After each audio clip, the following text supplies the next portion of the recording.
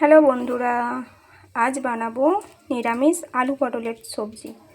এই জন্য আলু আর পটলগুলোকে আমি এইভাবে কেটে নিয়েছি। এরপর কড়াইতে সামান্য তেল দিয়ে দিয়েছি। এই আলু পটলগুলোকে ভালোভাবে ভেজে নেব।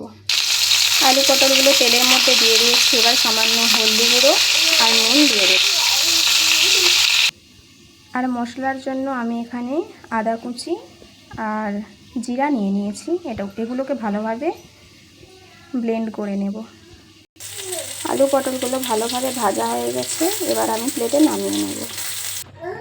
এরপর কড়াইতে সামান্য তেল দিয়ে গোটা জিরে আর তেজপাতা দিয়ে দেব। এরপর দিয়ে দেব টমেটো কুচি। টমেটোটাকে ভালোভাবে গলিয়ে নেব। টমেটোটা গলা গলা হয়ে এলে বেটে রাখা মশলাটা দিয়ে দেব। হলদির গুঁড়ো আর সামান্য লঙ্কার গুঁড়ো। মশলাটাকে ভালোভাবে কষিয়ে নিয়ে বেড়ে রাখা আলু পটলগুলো দিয়ে দেবো। ভালোভাবে মশলাটাকে মিশিয়ে নেব।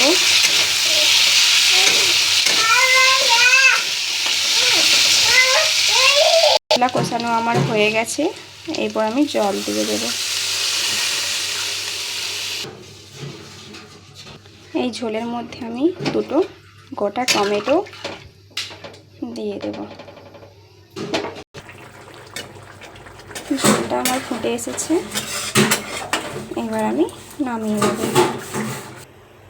রেডি হয়ে গেল আমাদের আলু পটলের সবজি।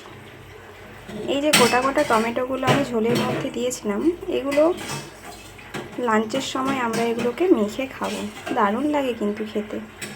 তোমরাও অবশ্যই একবার ট্রাই করে দেখো।